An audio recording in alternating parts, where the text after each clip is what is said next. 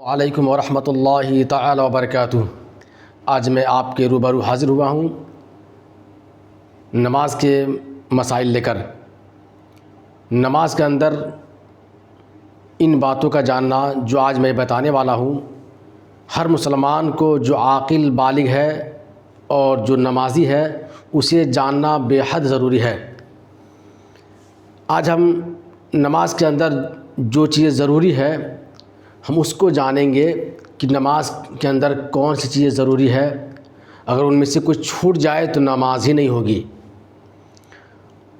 اور اگر اس جو چیزیں ہیں، جو شرائط ہے، جو فرائض ہے، ہم اسی کی چیز کو جانیں گے۔ اور جو ہم بتانے والے ہیں شرائط اور فرائض، اگر شرائط میں سے یا فرائض میں سے اگر نماز کے اندر چھوٹ جائے یا نماز کے باہر شرائط چھوٹ جائے تو آپ کی نماز مکمل ہی نہیں ہوگی۔ اس لیے ہم جان لیتے ہیں، آج چلتے ہیں نماز کے مسائل کی طرف۔ اور یہ بالکل ہر مومن کو، ہر بندے مومن کو، ہر مسلمان کو جاننا یہ فرض عین ہے۔ جو شخص نماز پڑھتے ہیں یہ ان کے لیے بہت اہم ہونے والا ہے۔ آپ اس ویڈیو کو مس نہ کریں، پورا دیکھیں اور سمجھیں، کہ ایسا نہ ہو کہ ہم نماز ادا کر رہے ہیں اور ہماری نماز ہی نہیں ہو رہی ہو۔ اس لیے اس چیزوں پر غور کریں۔ ہم نماز کے اندر دو چیزیں جو ضروری ہے وہ ہے نماز کی شرائط اور نماز کے فرائض۔ شرائط اور فرائض، نماز کی شرائط اسے کہتے ہیں جو نماز کے باہر ہو۔ نماز ادا کرنے کے لیے کچھ یہ شرطیں ہیں، یہ 6 ہے، اور یہ جو فرائض ہے یہ نماز کے اندر فرائض ہے۔ اور یہ دونوں شرائط و فرائض کا حکم ایک ہی ہے، اگر چھوٹ جائے تو بالکل ہی نماز نہیں ہوگی، اور اگر واجب چھوٹ جائے تو سجدہ سہو کرنے سے نماز ہو جائے گی۔ اس پر ہم بعد میں بحث کریں گے۔ ہم اب جو ٹاپک لے کے آئے ہیں، جو مضمون لے کے آئے ہیں، جو مسائل لے کے آئے ہیں، اس کو سمجھ لیتے ہیں۔ نماز کے مسائل۔ نماز کی شرائط کتنے ہیں؟ تو 6 ہے۔ اب دیکھ لیں۔ طہارت، ستر عورت، استقبال قبلہ، وقت کا ہونا، نیت کرنا، تکبیر تحریمہ، یہ نماز کے شرائط ہے۔ یعنی نماز پڑھنے سے پہلے ان چیزوں کا ہونا بہت ضروری ہے۔ تو پہلا ہے طہارت، یعنی جب انسان نماز پڑھنے لیے ارادہ کرتا ہے تو ایک نمازی کا بدن پاک ہونا، کپڑوں کا پاک ہونا، اور جس جگہ نماز ادا کرے اس جگہ کا پاک ہونا بہت ضروری ہے۔ دوسرا ہے ستر عورت۔ ستر عورت مطلب یہ ہوتا ہے نا کہ بدن کو چھپانا۔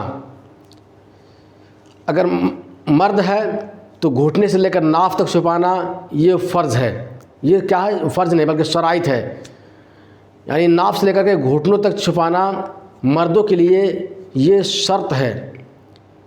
اب ایسا نہیں کہ آپ ہاف پینٹ پہن کر کے نماز پڑھے اور بنیان نہ پہنے، یہ نہیں ہے۔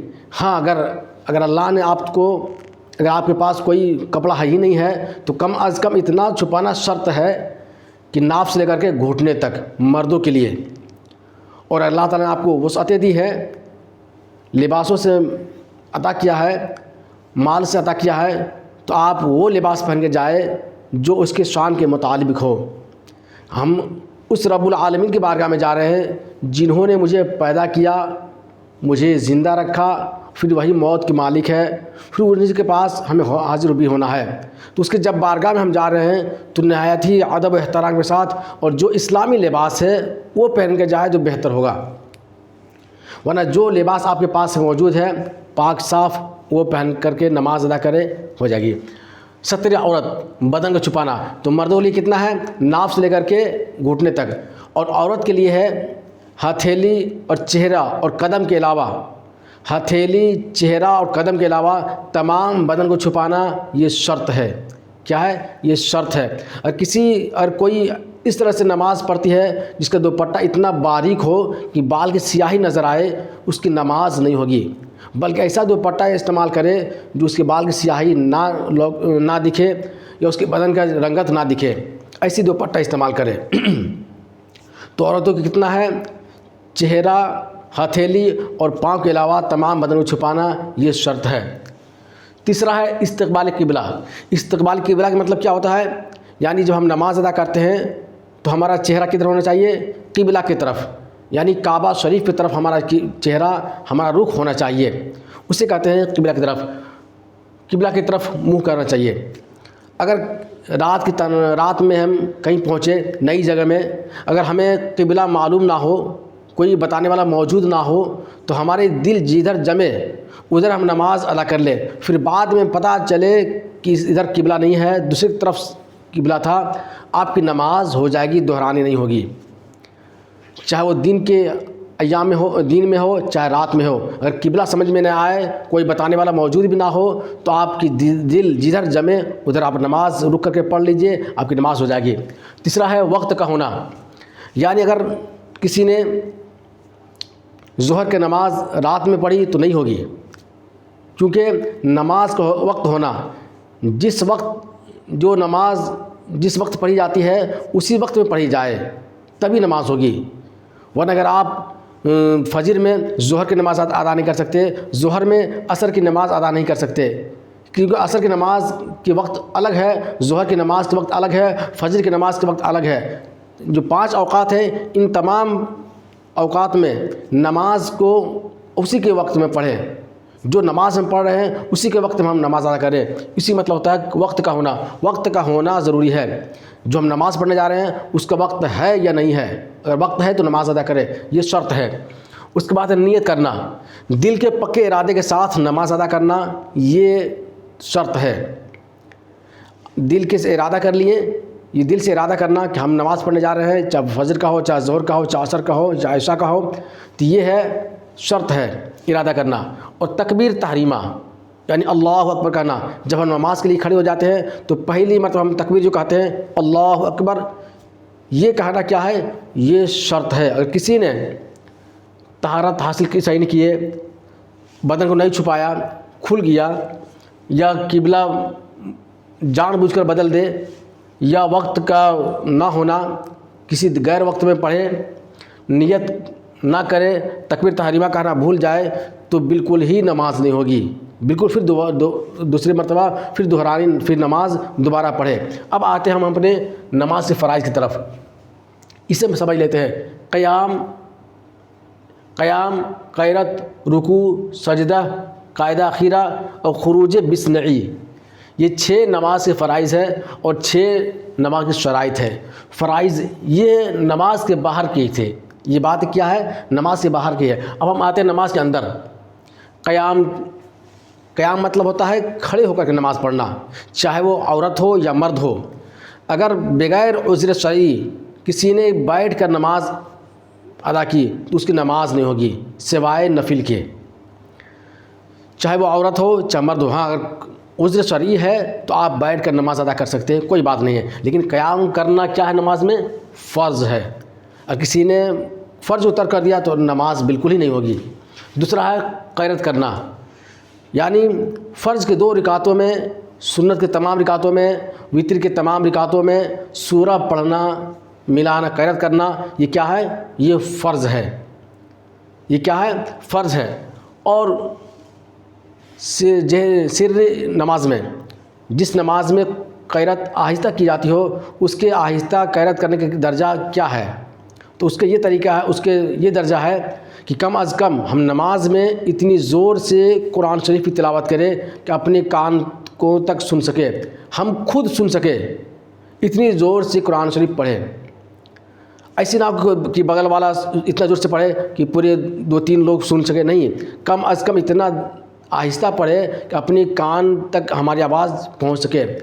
اور کسی نے اگر اس طرح نماز پڑھی کہ بالکل ہی ہونٹ بھی نہیں ہلا، آواز بالکل ہی نہ نکلی، چونکہ قیرت کرنا کیا ہے؟ فرض ہے، تو جب ہم اس طرح سے تلاوت نہیں کریں گے نماز میں کہ ہماری منہ سے آواز نہیں نکلی، ہم کانوں تک نہیں سن سکے، صرف ہمارا صرف ہونٹ ہلتا رہا، زبان ہلتی رہی اور آواز نہیں نکلی، تو اس طرح سے آپ کا قیرت نہیں ہوگا۔ اور قیرت کیا ہے؟ یہ نماز میں فرض ہے۔ اس طرح سے آپ زندگی بھر نماز پڑھتے رہیں گے، آپ کی نماز نہیں ہوگی شریعت کے اعتبار سے۔ تیسرا ہے رکوع کرنا۔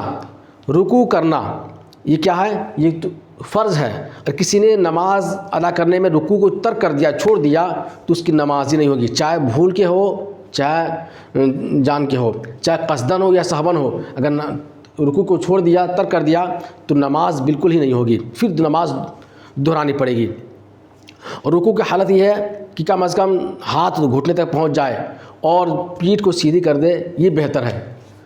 चौथा है सजदा करना, यानी अपनी पेशानी को ज़मीन पर बिल्कुल जमा देना और नाक की नरम हड्डी को भी दबाना, ये सजदों की शर्त है।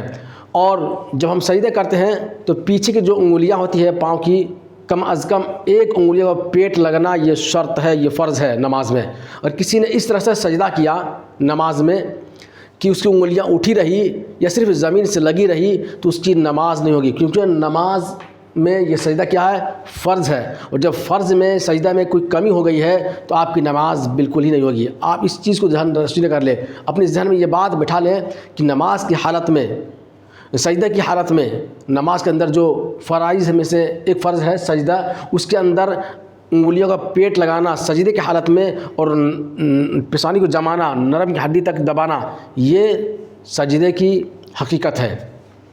दूसरा है कायदा आखिरा करना, यानी अकायदा आखिरा करना, यानी तशहुद में बैठ कर के अब्दु व रसूलु तक पढ़ना, इतना तक पढ़ना, ये क्या है, ये फ़र्ज़ है। अगर किसी ने अत्तहियात याद नहीं किए, सिर्फ यूँ ही बैठा रहा उतनी देर तक, तो नमाज नहीं होगी बिल्कुल की, क्योंकि अत्तहियात पढ़ना ये फ़र्ज़ है। और खुरूज बिस्नी करना, यानी अपने इरादे से कसदन सलाम के ज़रिए से नमाज से बाहर आना, उसे कहते हैं खुरूज बिस्नी। क्या कहते हैं, खुरूज बिस्नी।